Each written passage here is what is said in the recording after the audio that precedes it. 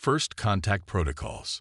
The deep void of space stretched endlessly before the UES Dauntless, its sleek hull gleaming under the light of distant stars. Captain Maya Chen stood on the bridge, her experienced eyes scanning the holographic displays surrounding her command chair. After 15 years serving in the Earth exploration fleet, she had seen her share of wonders and dangers across the stars, but nothing quite like what lay before them now. "Captain, we've detected a large formation of vessels at the edge of the Epsilon Tauri system," Lieutenant Rice reported, his fingers dancing across the sensor console. "Configuration unknown. Nothing matching our database." Chen leaned forward, her interest piqued. "Numbers. 27 distinct vessels, varying in size. The largest is approximately 3 kilometers in length." A low murmur spread across the bridge. The Dauntless, at just under 1 kilometer, was considered one of humanity's largest exploration vessels. Whatever civilization they had encountered clearly built on a grander scale. "Life signs?" Chen asked. "Confirmed." Rise nodded. "Definitely not human. Biological signatures suggest a silicon-based physiology." Chen took a deep breath. First contact scenarios were rare despite humanity's century of interstellar exploration. Most civilizations they'd encountered were either pre-spaceflight or long extinct. "Initiate First Contact Protocol Alpha. Open all standard communication channels and broadcast the greeting package. Lieutenant Patel, bring us to yellow alert, but keep weapons systems dormant. Let's not appear threatening." The bridge crew worked with practiced efficiency. The Dauntless slowed its approach, maintaining a respectful distance as it transmitted the carefully crafted messages of peace and cooperation that had been refined through decades of xenolinguistic research. Aboard the command vessel of the Vrolthar fleet, High Commander Zexmore observed the approaching human ship with 6 eyes narrowed in curiosity. The crystalline growths along his exoskeleton pulsed with a blue light, indicating his interest. "What is this primitive vessel approaching our formation?" he asked, his voice a series of clicking sounds translated by the ship's systems. His second-in-command, Sub-Commander Korvash, analyzed the incoming data. "Unknown configuration. High Commander. It appears to be using rudimentary fusion propulsion and basic shield technology. Nothing that poses a threat to our fleet." Zexmore's mouthparts twitched in what passed for a smile among the Vrulfar. "They are broadcasting some form of communication package. Simplistic encoding. How quaint." "Shall we respond, High Commander?" Korvash inquired. "Not yet," Zexmore replied, leaning back in his crystalline throne. "This species is unknown to us. We should gather more information before engaging. Activate the deep scanners. I want to know everything about their capabilities." "But High Commander," Korvash hesitated, "our scanners will penetrate their shield systems. They may perceive it as an aggressive act." Zexmore made a dismissive gesture with his upper limbs. "A truly advanced civilization would understand the necessity of information gathering. If they are as primitive as they appear, they won't even detect our scans. Proceed." Aboard the Dauntless, alarms suddenly blared across the bridge. Captain Chen sat upright, instantly alert. "Captain, we're being scanned," Lieutenant Rice reported, his voice tense. "The beam is penetrating our outer shields and attempting to access our core systems." Chen's expression hardened. "Is it causing any damage?" "No damage, but—" Rice looked up, concern evident on his face. "Argus has detected the intrusion and is categorizing it as a hostile action." The mention of Argus, Advanced Responsive Guardian Unified System, caused a momentary silence on the bridge. The AI defense system was humanity's most closely guarded secret, a technological marvel that had transformed Earth's military capabilities. Most civilian crews didn't even know of its existence, but exploration vessels like the Dauntless carried a version of it for emergency situations. "Open a direct channel to their fleet," Chen ordered, her voice calm but firm. The communications officer worked quickly. "Channel open, Captain." Chen stood, straightening her uniform. "This is Captain Maya Chen of the United Earth ship Dauntless to unknown vessels. We have detected your unauthorized scan of our systems. This constitutes a breach of our security protocols and could be interpreted as a hostile action. We request immediate cessation of all scanning activities and open dialogue. We come in peace, but we will defend ourselves if necessary." Aboard the Vrolthar command ship, Zexmore listened to the human message with growing amusement. "They detected our scans," Korvash noted with surprise. "Perhaps not as primitive as we thought," Zexmore conceded, "but still no match for our technology. Continue the scan. Deepen the penetration. I want to know exactly what level of threat they represent." "High Commander, they have explicitly asked us to stop," Korvash cautioned. "And what will they do if we refuse? Their weapons are insignificant compared to our defenses. This is merely a posturing display, common among lesser species. Proceed with the scan." Back on the Dauntless, Maya Chen watched the alien fleet with growing concern. "They're not responding, and the scanning intensity has increased," Rise reported. "RGUS is registering multiple intrusion attempts into our core systems, engineering, weapons, navigation, even life support." Chen's jaw tightened. "Send one final warning. Make it clear that we consider this an act of aggression." The message was transmitted, but the alien fleet remained unresponsive, their scans growing more intrusive by the second. "RGUS is requesting defensive protocol authorization," the ship's AI interface announced, its voice eerily calm. Chen hesitated. The power of RGUS was not to be unleashed lightly. Once activated, the system would respond with overwhelming force to any perceived threat. But the alternative was potentially allowing an unknown alien species to gain access to Earth's most advanced technology. "Authorization granted," Chen said firmly. "RGUS, defensive protocols only. Proportional response." "Acknowledged, Captain," the AI responded. "Initiating countermeasures." For a brief moment, nothing seemed to happen. Then, without warning, a brilliant pulse of energy erupted from the Dauntless, invisible to the human eye, but devastating to the alien scanning systems. Aboard the Vrolthar command ship, chaos erupted as consoles exploded in showers of sparks and crystalline displays shattered. Zexmore was thrown from his command chair as the ship's systems went haywire. "What is happening?" he demanded, pulling himself up with 4 of his 6 limbs. "Our scanning systems have been completely overwhelmed," Korvash reported, frantically trying to stabilize their failing technology. "Some kind of counterattack. But it's unlike anything we've ever encountered." Before Zexmore could respond, a second pulse emanated from the human vessel. This one was visible, a rippling wave of golden energy that expanded outward at impossible speed. As it passed through the Vrolthar fleet, ships began to lose power, their propulsion systems failing and weapons going offline. "Impossible," Zexmore whispered, watching as his mighty armada was systematically disabled by a single human vessel that by all appearances should have been technologically inferior. A new message appeared on the remaining functional screen of the command ship. The human captain's face was calm, almost regretful. "This was a demonstration, not an attack," Captain Chen stated. "Had we wished to destroy your fleet, we could have done so. We still seek peaceful communication, but on equal terms. The choice is yours." As the message ended, Zexmore stared at the human ship floating serenely against the backdrop of stars. What he had dismissed as primitive was clearly anything but. With growing dread, he realized they had made a catastrophic error in judgment, one that might have consequences far beyond this single encounter. The Vrolthar had analyzed a human warship, and in doing so, they had learned a terrible truth.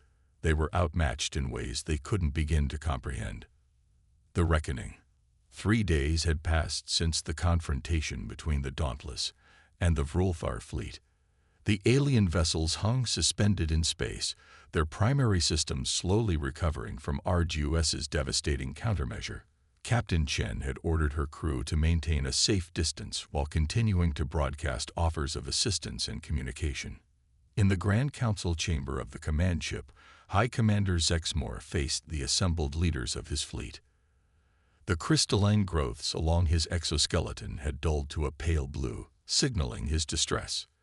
The damage assessment is complete, Technology Overseer Vexnar reported, her voice subdued. 70% of our ships have regained basic functionality. Weapons and advanced scanning systems remain offline. Estimated time to full recovery, 14 solar cycles. Murmurs of disbelief rippled through the chamber.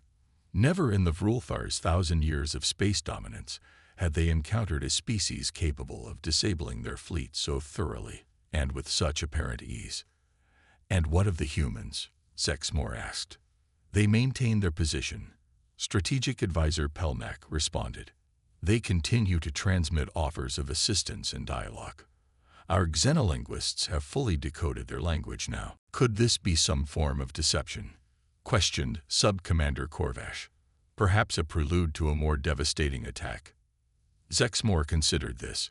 If they intended our destruction, they could have achieved it when our systems were completely disabled. "No, I believe their offers of peace may be genuine, though I question what kind of species develops such formidable defensive capabilities while maintaining a peaceful stance." The council chamber fell silent as a new alert sounded. "High Commander," a communications officer interrupted. "We're detecting a new vessel approaching from the direction of the human ship. It's different." On the central display, a new ship appeared. Unlike the militaristic lines of the Dauntless, this vessel was elegant, almost artistic in its design. It gleamed with an iridescent hull that seemed to shift colors as it moved, and it was significantly smaller than the exploration vessel. "They're transmitting a message," the communications officer reported. "Display it," Zexmore ordered. The holographic projection showed a human female with silver-streaked dark hair and eyes that conveyed both wisdom and determination. "I am Ambassador Sophia Nakamura of the United Earth Diplomatic Corps," she began. "I have been dispatched to facilitate peaceful resolution following the unfortunate misunderstanding between our peoples. With your permission, I request a meeting with your leadership to establish diplomatic relations. Our ship carries no weapons and poses no threat to your fleet." Zexmore exchanged glances with his advisors. "How do we know this isn't a trap?" Korvash asked quietly. "We don't," Zexmore admitted. "But refusing this overture could lead to further conflict. Conflict we are currently ill-equipped to handle." He gestured to the communications officer. "Inform the human ambassador that we accept her request. Prepare the diplomatic chamber." Hours later, Ambassador Nakamura stood before the Vrulthar Council, flanked by 2 aides. She showed no sign of discomfort despite the alien environment and the 6-limbed, crystalline beings towering over her. "On behalf of humanity, I extend greetings and regret for the recent incident," she began. "What happened was not intended as an act of aggression, but as a defensive response to what our systems perceived as a threat." "Your defensive response disabled an entire battle fleet," Zexmore observed. "Such power suggests military capabilities far beyond what your apparent technological level would indicate." Nakamura nodded. "Humanity learned long ago that appearances can be deceiving. We choose not to display our technological achievements openly. Our philosophy prioritizes understanding over intimidation." "A curious approach," Zexmore replied. "In our experience, power that remains hidden is often never respected." "Perhaps," Nakamura conceded with a small smile, "but power that is flaunted often invites challenge. We prefer to be underestimated rather than constantly tested." The ambassador activated a small device she carried, and a holographic display appeared between them, showing Earth and its solar system. Humanity has faced its share of existential threats, both from within and without. Our technological development was accelerated by necessity. What you experienced was just one application of our defensive systems we hoped never to use in first contact scenarios. The hologram shifted to show various human worlds and installations throughout nearby star systems. The Vrolthar Council members leaned forward, their crystalline features reflecting the light of worlds they had never known existed. Our presence in this galaxy is more extensive than you might have realized, Nakamura continued. We have established 17 colonies across 9 star systems. We have encountered and formed alliances with 4 other spacefaring species. And yet we had no knowledge of your existence until now, Pelnak observed. As I said, we prefer discretion. Our exploration vessels like the Dauntless are often our first ambassadors to new regions. Had your fleet not attempted to forcibly access its systems, you would have experienced a very different introduction to humanity. Zexmore's upper limbs twitched in what humans might interpret as discomfort. What do you seek from this interaction, Ambassador? Reparations? Subjugation? Nakamura's expression remained composed. Neither. We seek understanding and, potentially, alliance. The galaxy is vast but not empty, and not all species share our preference for peaceful coexistence.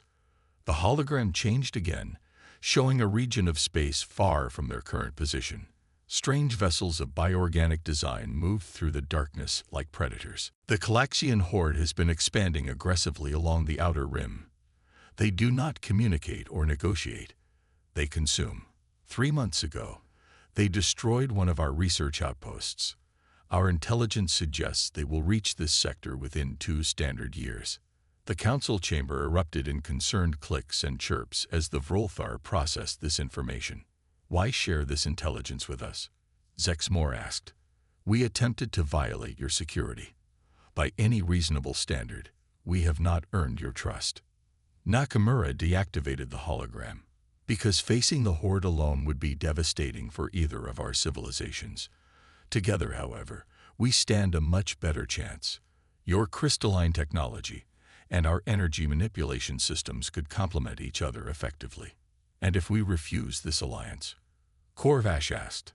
Then we part ways peacefully, Nakamura replied. We will not force cooperation, but I would urge you to consider the alternative, facing the horde without allies who understand their tactics and weaknesses. Zexmore studied the human ambassador carefully.